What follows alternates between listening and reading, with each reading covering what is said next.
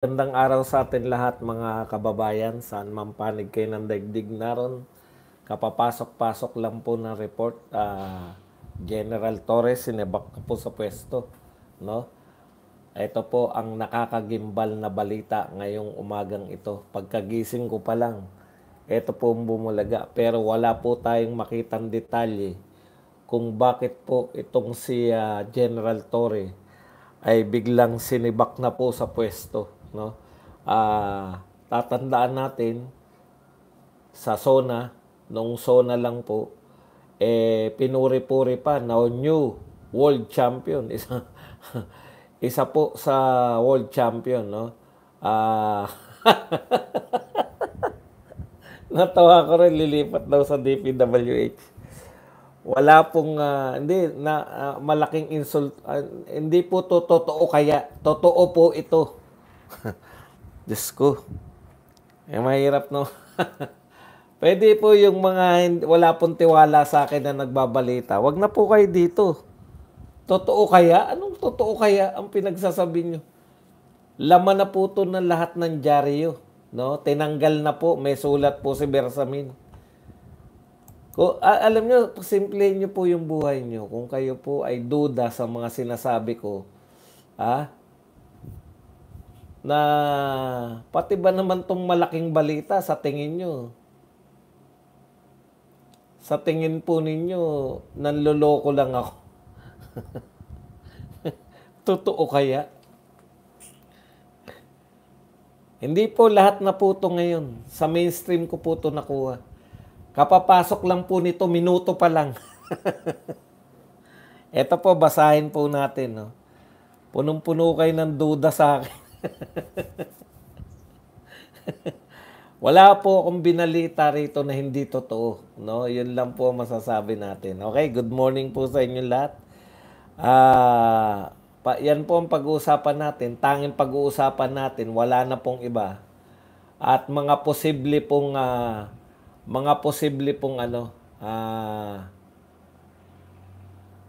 dahilan kung bakit po siya na-relieve o tinanggal sa pwesto. Pero bago yan, kung bago ka pa lang dito sa ating channel, mag-subscribe ka na. Dahil ito lang ang tanging channel na may kinikilingan, may pinapanigan, una sa balita, huli sa impormasyon, kaya ano pang hinihintay nyo? Pindot na, okay. Pag-usapan po natin, no? Ito po, from the Office of the President, Malacanang, August 25, ang petsa, pero ngayon lang po lumabas, ngayong umaga. Police General Nicolas D. Torre, Philippine National Police, Camp Crame, Quezon City. General Torre, you are hereby relieved as Chief PNP effective immediately. For the continuous and efficient delivery of public services in the PNP, you are hereby directed to ensure proper turnover of all matters, documents, and information relative to your office. Thank you. By order of the President, Lucas Bersamin. Okay. Takad-taka po tayo, no? Wala pong paliwanag. Bibihira. Hindi po natin to nasasaksihan na ang isang Chief PNP ay bigla pong tatanggalin ng walang kaabog-abog. Pero, alam na po natin na ito po ay may kaabog-abog. Marami na pong serye, no? Marami na pong serye ng alam niyo po, wag muna kayong wag muna kayong sumabat ng mga fake news. Ipapalit daw kay Bronner si Kibo. Okay.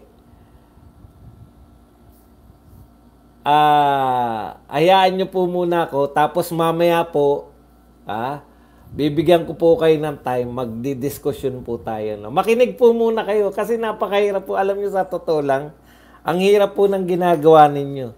Nanonood kayo tapos ayaw nyong pakinggan nyo. Yung pinanonood nyo. Di ba? Takan-taka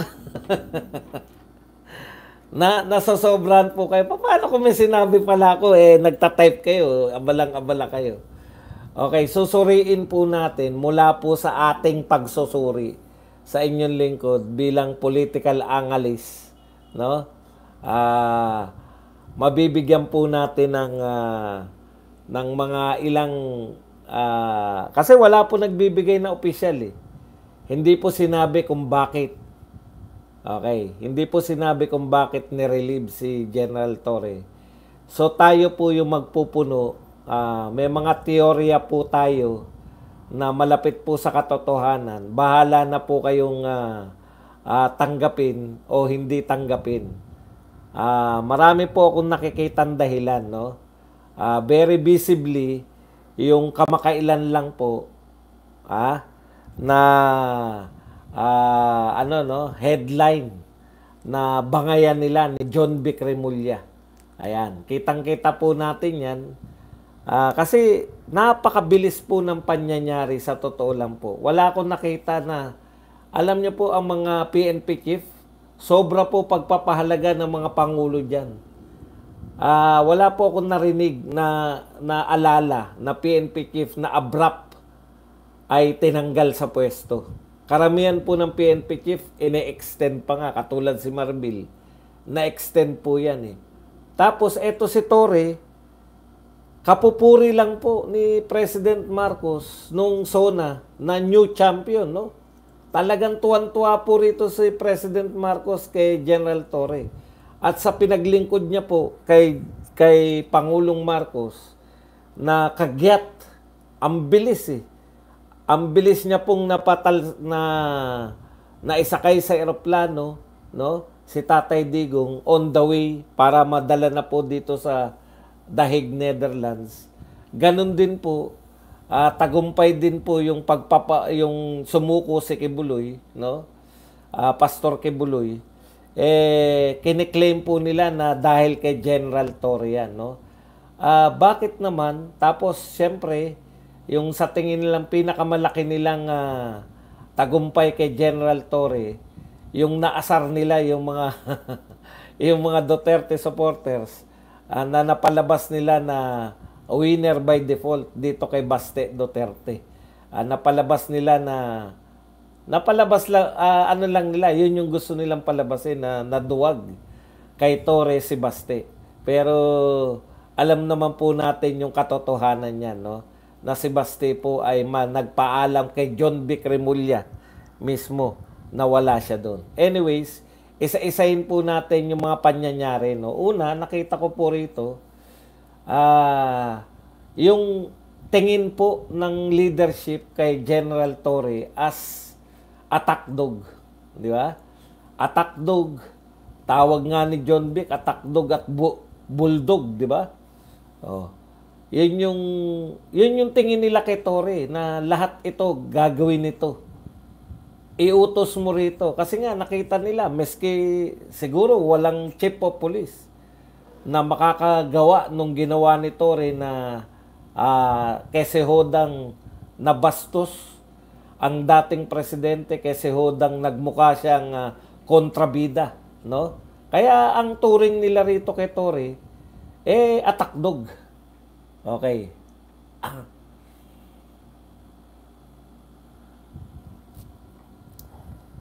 Ngayon, yun yung nakita natin. Bakit kung attack dog? Kung hindi na po nila naging attack dog. Di ba? Katulad niyan.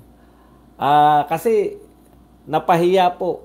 Kahit hindi nyo man aminin, kahit hindi man aminin ni John Vic, napahiya po siya rito sa tahasang hindi pagsunod ni Torre o tahasang pag-isnab ni Torre sa kanyang boss. Supposedly boss niya yung DILG secretary. Tahasang pag-isnab, no?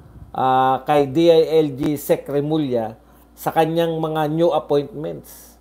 Yan yung nakita ko na, teka muna, sumusobra ka na yata. Akala namin attack dog ka. Akala namin lahat ng sabihin namin ay susunod ka lang, no? So yung inaakala nilang attack dog na susunod-sunod lang sa kanilang kagustuhan, may sarili palang diskarte. O, yan yung isa sa mga nakikita natin, no? It's between, nakita ko na yan noon, yung conflict na to ng mga Remulla at ni Torre, kinakailangan mamili nito ni Pangulong Marcos. Kasi, hindi po pwede, no? Na yung DILG chief at saka yung chief PNP ay hindi pareho. Hindi sila isang, isang, kumbaga, isang hulog.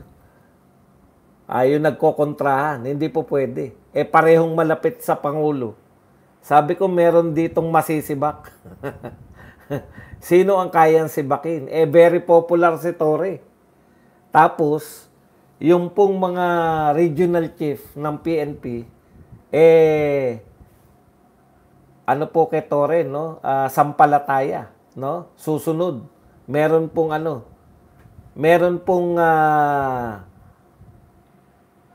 pahayag ng pagsuporta, show of support.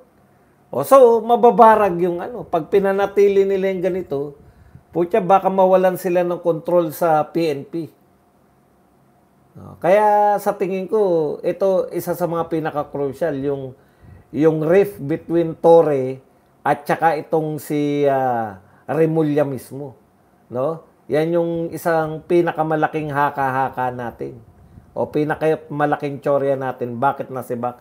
Si walang kaabog-abog, Roxanne Badron. Thank you very much sa 698. Okay. Ikalawa, at tingin ko, si Torre po kasi, kakaiba po sa mga naunang mga chief PNP, may nauna pa rito kay Marbil. Si Torre, ang nakita natin na sineryoso yung war on drugs. At bukang bibig. Bukang bibig niya yung paglaban sa droga. Walang chief PNP under Marcos na bukang bibig yung war on drugs. Kasi po, kung siseryosohin ni Torre yung war on drugs, lalabas po na tama all this time si Tatay Digong. Kung bakit naglulunsad si Torre ngayon na war on, yung huli po yun yung puna ko tignan nyo, nakahuli na kung totoo ang kampanya laban sa droga. Tignan nyo yung nahuli noong nakaraan. Mga armas, hindi lang po droga. Yung mga PNP before, okay na sila, masaya na sila na nakakahuli ng mga droga lang Droga lang, walang tao. Droga lang, walang pusher. Droga lang, walang drug lord. Okay na sila ire-report na sila. Nakasamsam tayo. Eto po, mukhang totoo Bakit? Nakakahuli po ng armas Pag kinunik-kunik nyo po, katulad yung nakita ko, kaya lang, syempre, tabon sila nitong DPWH issue. Diba? Pag sineryoso yung war on drugs, teka, ito yung kalaban nyo. Paano magiging bloodless yan kung armado yung kalaban? Pinakita po, hinilera yung huli. Hindi ko na matandaan kung saan Sa Cebu yata yun Yung huling nahuli ng mga PNP, no? May mga armado po yung mga drug pushers. Yan po yung totoong larawan ng laban sa droga. Hindi po yung huli na droga lang tapos hahayaan. Ito po yung tunay na larawan ng war on drugs. Pag tinutuo mo yung war on drugs, yung mga kalaban mo armado. Yung mga kalaban mo, kaya magiging totoo po, no? Pag si Torre po yung nasunod sa PNP at tinutuo yung laban sa krimen, magiging totoo po yung war on drugs at mapapatunayan po na tama all this time, tama yung war on drugs ni Tatay Digong na inuunahan nila kasi mga armado ang mga nagtitinda ng droga.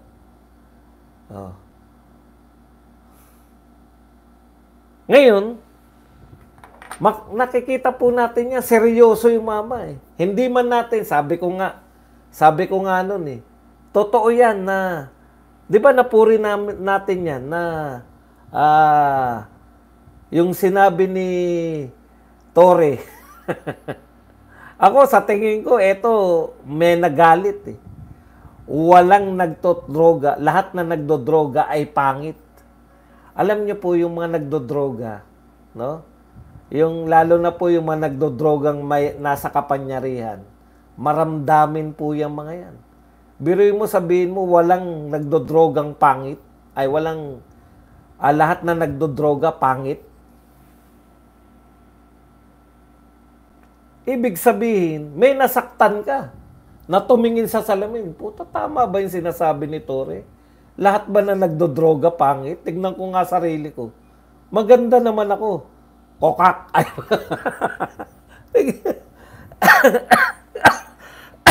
Alam niyo po, tandaan niyo, ganyan po kabababaw. No? Ganyan po kabababaw yung mga durugista. O, di ba? Putya, ang ibig nyo sabihin, si Tore kaya niyang sabihin niya sa mga durugista? Teka muna, akala ko ba atakdog natin? Teka muna, akala ko ba atakdog natin niya, kaya natin nilagay niya? Mukhang tinutotoo na. Mukhang tinutotoo na yung trabaho niya. Pucha, teka, delikado tayo rin. Napuri natin si Tore. Sabi ko nga, galit tayo kay Tore dahil sa ginawa niya kay Pastor Kibuloy. Galit tayo kay Tore, lalo na dahil sa ginawa niya kay Tatay Digong. Oh. Pero, teka muna. Eto, nagsiseryoso eh. Yung unang dalawang hindi bumabanggit ng war on drugs eh. Lagi po ang binabanggit, bloodless. Lagi po nakakahuli, walang tao. Ngayon lang po nakakahuli na may mga tao. Ngayon lang po nakakahuli na may mga, hindi po tumuro-muro, talagang sibak si Tore. Di ba? Okay, yung magkakaugnay po yan, yung akala nila na atakdog lang, kahit na ano iutos mo. Tapos nung nagkaposisyonan, Chief PNP pa, Chief PNP na. Aba, at tingin ko marami po nasaktan dyan sa pag-re-reshuffle niya. Bakit po nire-reshuffle? Kahit po kay Bato eh. Di ba? Nire-reshuffle niya po yung mga tauhan niya, yung mga hepe ng mga pulis. Bakit po nire-reshuffle?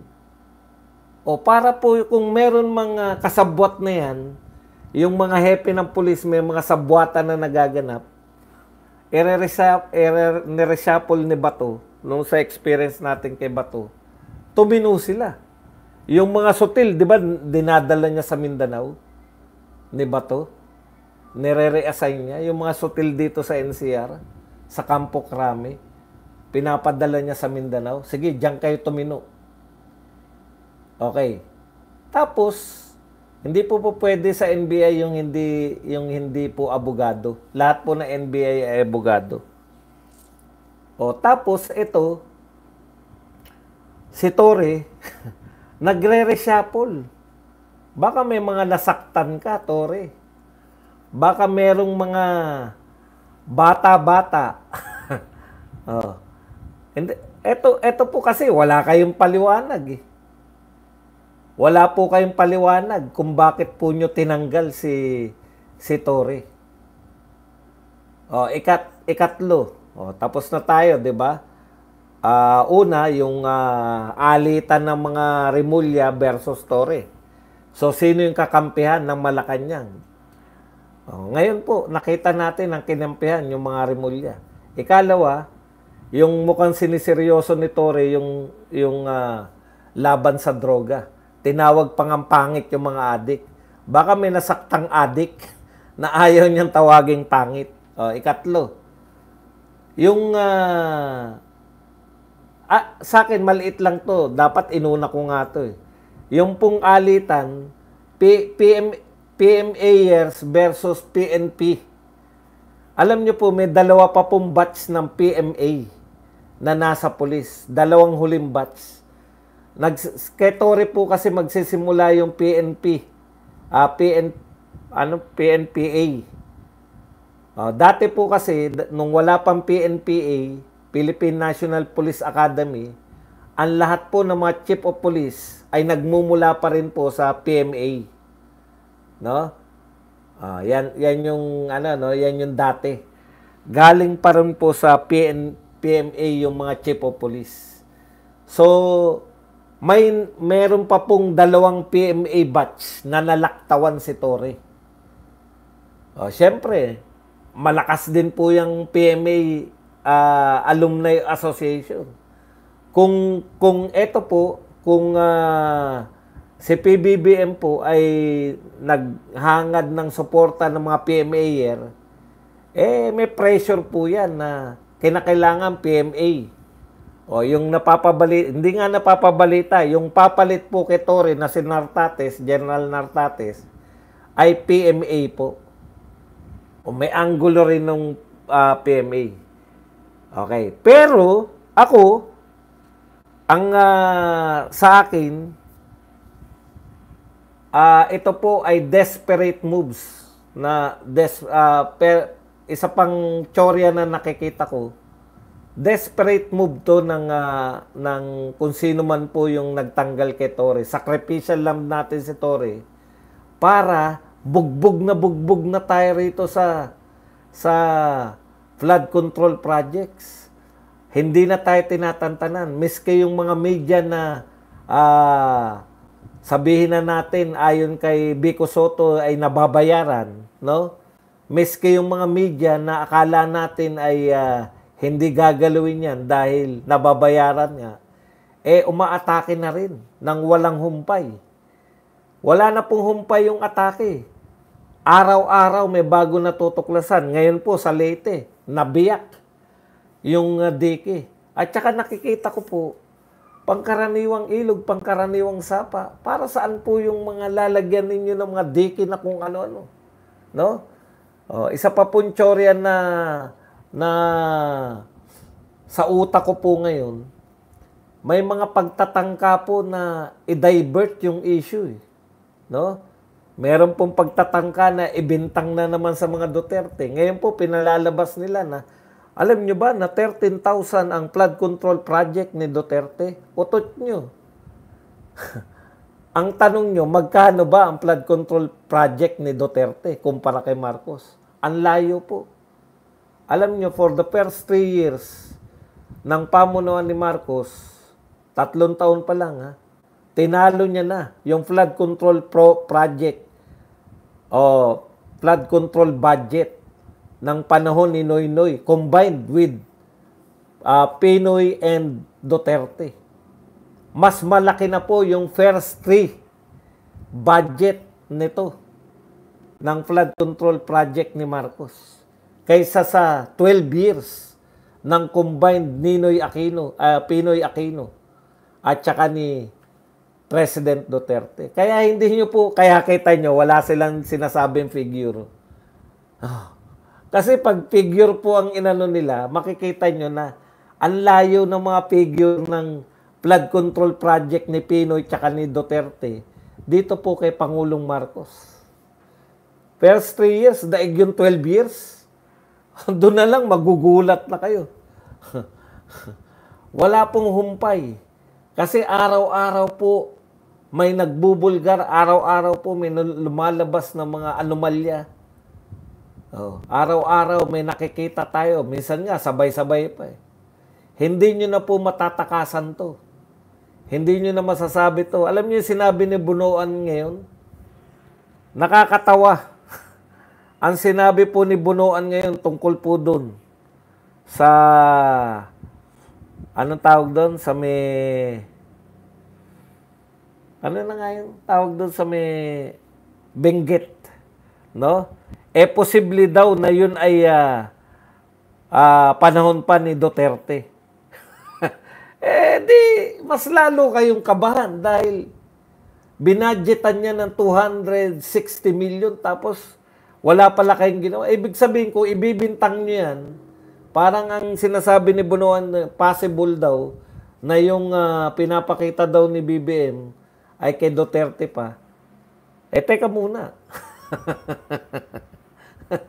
Ibig nyo sabihin, ghost project yung ginawa nyo kung kay Duterte pa yan. Di ba? Wala po eh.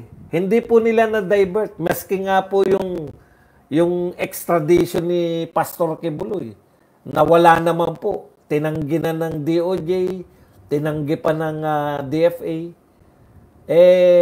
Mga pagtatangka po to na, teka muna, magpahinga muna tayo at mukhang hindi na tumitigil yung mga tao. Yung tao po, hindi nyo na mababalik yan sa, galitin uli natin sila dito sa impeachment. Wala po kayong makukumbinsi na mawala yung galit sa flood control dahil nakita po namin yung diferensya. Yung buong binibintang nyo kay BP Sara, kalahating araw lang yan ng flood control. Budget, 1.4 billion a day. Saan ka nakakita? 1.4 billion. Ang pinag-uusapan natin kay BP Sara, todo na. Buong 3 taon na ni BP Sara, 600 million lang. Flood control project, 1.4 billion a day. Paano babalik yung galit ng tao sa ano? Wala na po yan. Burado na yan. Hindi nyo na mababalik. Yung galit ng tao na open na rito sa flood control. Kaya wala na po eh. Kahit na anong ibalita nila nakakaiba. No? Pati si Vice Ganda. Sige, pahinga muna kami rin sa lintik na oyabak na yan. Basta hindi na lang kami kakain muna sa McDo. Pagpapahingahin muna namin yan. Focus kami ngayon sa flood control. Sa tingin nila, kinakailangan silang may malaking balita para ma-divert at baka makalimutan na natin lahat. Hindi po. Mga buhay po ang nawala. Mga sakahan po ang nalunod. No?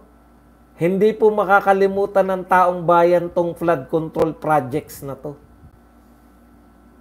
Kahit na ano pa pong balita. Ngayon, magugulat kami. Bakit tinanggal si Torre? Maghahaka-haka kami. Pero ang pinakamalaki kong iniisip ngayon, ito po ang pinakamalaking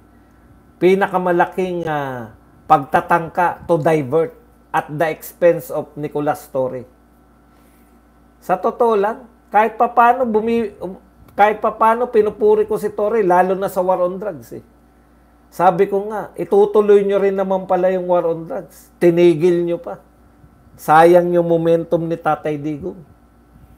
Yung pala, pag merong nagseryoso sa pagiging chief PNP, itutuloy din. Baka nasaktan kasi sa sinabi mo, General Torre, na lahat ng adik ay pangit.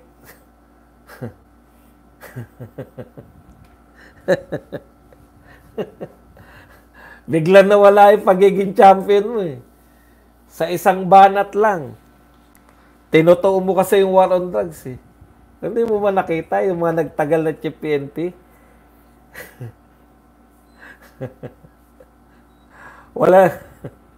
Wala nga nahuhulin tao eh. Armas pa. Pinakita mo kamakailan, di ba? Nakahuli na armas. Ano isipin ng tao? Tama pala si Tatay Digong. Armado pala yung mga nagtitinda ng droga na alangan namang hindi unahan. Doon kasi, lugi tayo rin sa Netherlands eh. Mas mahalaga sa kanila yung buhay ng tao kaysa sa buhay ng mga adik, kaysa sa buhay ng mga pusher, kaysa sa maging biktima ng droga. Legal nga yung droga eh. Okay, ang malamang pong pumalit, nakita ko na po, meron na po nagpadala sa akin eh. Teka lang, susuriin muna natin kung ito ba ay galing sa DWIZ. Yan, just in. Malamang naman, totoo ba radyo to? Ito po ang latest. Ang papalit po kay General Torre ay si General, Office of the President, Malacanang, Memorandum of the President. Ayan. True. From Executive Secretary Lucas Bersamin. True. Undersecretary Marilyn Charis Lagamon.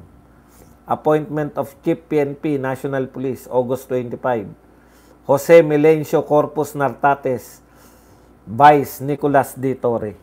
Ayan, may kapalit na po na PMA year. Kaya pwede talaga yung mga tsorya natin eh. Kaya lang sa akin nga, kung maganda naman yung ginagawa ni Torre at pabor sa kanila, bakit naman sisibakin? Pero kung nasaktan dahil ayaw nito, direkta sinabi ni Torre na lahat ng adik ay pangit, patay tayo dyan.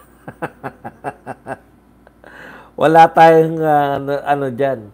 Yung mga nagsasabi po na gawing NBA director, malabo po yung NBA director dahil ang hindi alam ko hindi po attorney si Torre.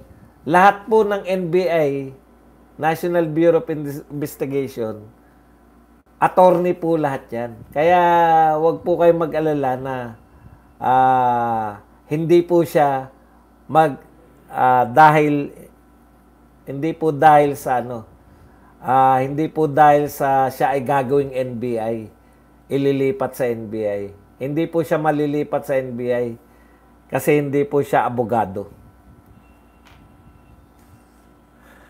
Nakakagulat. walang kabog-abog. Ngayon, kung ito po ba, kasi ang dami pong pangyayari.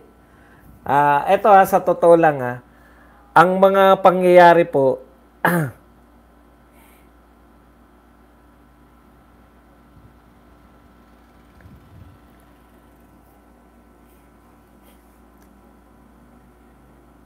ano yung sasabihin ko?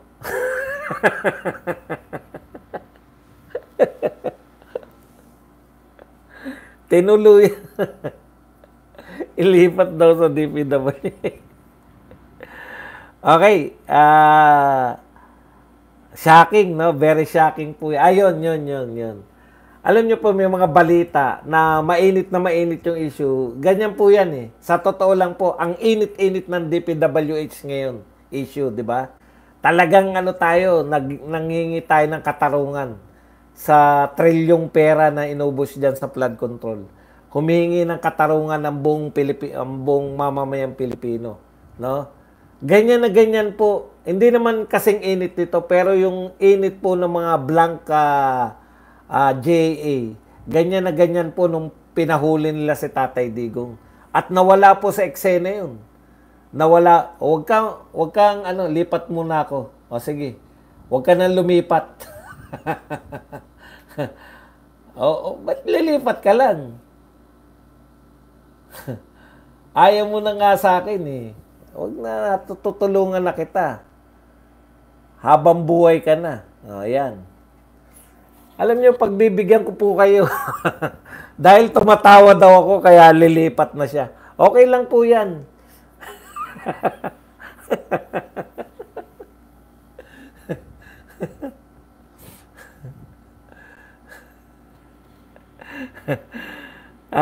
Tumatawa daw ako kaya lilipat na siya. Sige po.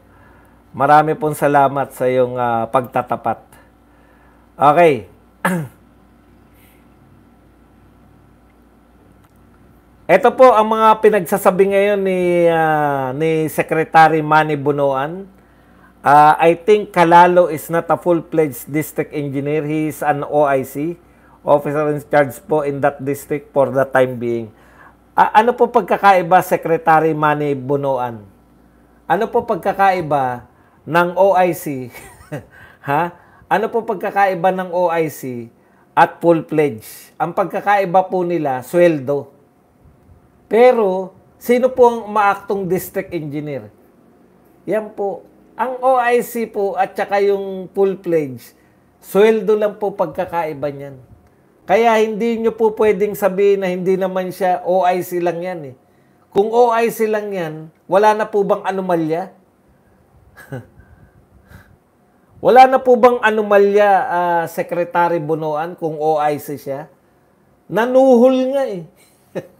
Ano ba namang klaseng sagot yan, Secretary Bonoan? Kung OIC siya, hindi na ba siya nanuhol?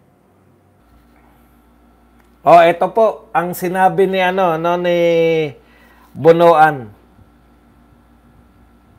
Department of Public Works Highways, Manuel Bonoan on Monday said that Cannon Road projects described by President Bongbong Marcos as useless were possibly built during the past administration. Bonoan in an interview in Double B, I think ito yung ginawa po noong nakaraang administrasyon, siguro yan. Tignan nyo po, tignan nyo yung sinasabi ni Bonoan na, I think, possibly, ginawa siguro yan noong panahon ni Digong. Imagine niyo si President Marcos na nagsabi na binadgetan to. Naroon po, Secretary Bonoan. Naroon po kasama ni BBM naroon po si Mayor Magalong. Kasama niya po. Paano niyo po sasabihin na ito po na sinasabi ni BBM ginastosan nila? Nag-aaksaya tayo ng pera. Ginastosan nila ng 270 million, more or less, ay ginawa nung panahon ni Tatay Digong.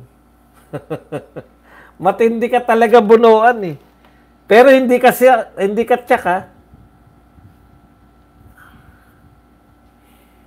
Oh. Kaya yung sinasabi niya, posible daw na yan ay ginawa nung, I think ito'y ginawa po nung nakaraang administrasyon. Yan na lang po ang sinabi ni Bonoan para makaligtas siya rito sa kahihiyan. Ang dami na.